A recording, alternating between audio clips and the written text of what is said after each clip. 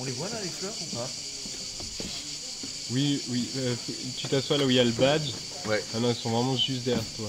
Elles sont juste derrière moi? Ouais. Je vais écarter. Ça dure combien de temps? Ah mais j'ai un rendez-vous à 2 heures? Merde. Non mais Faut on que va j'ai- pour ça, mais... Non mais je plaisante, c'est pas vrai. C'est pas vrai du tout. Il faut passer ça. Ah oui. Et après, on met ça. On a travaillé à partir de ce qu'il est, ce qu'il aime. On a beaucoup travaillé le rapport au rythme, qui était plus compliqué, complexe pour lui. Mais en effet, presque tout ce qui émerge, soit vient de sa physicalité, soit de choses sur lesquelles on a vraiment pris beaucoup de temps à travailler, notamment le rapport à la lenteur, au ralentissement, au ralenti, qui sont des choses dans lesquelles il est peut-être moins...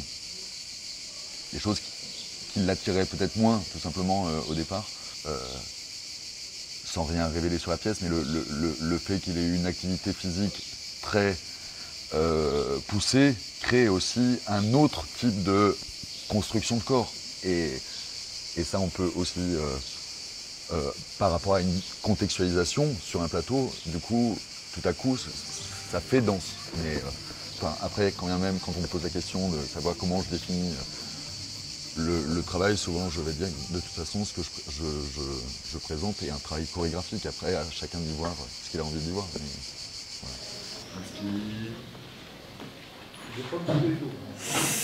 T'en as pas?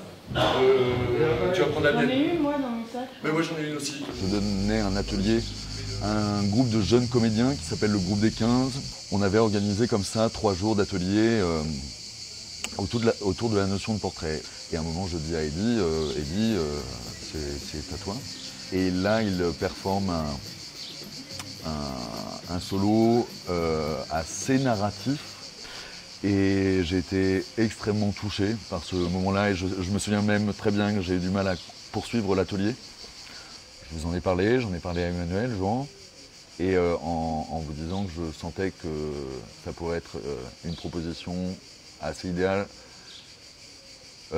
en termes d'histoire entre nous, je dirais après Ethan, Anastasia, aujourd'hui Eddie, et puis aussi dans ce contexte de la belle Seine-Saint-Denis à Avignon.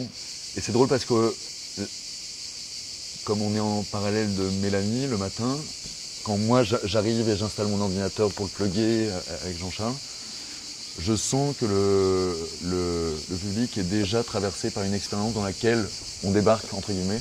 Et ça, c'est assez jouissif de sentir, voilà, puis de sentir qu'on arrive avec une écoute qui est très fine.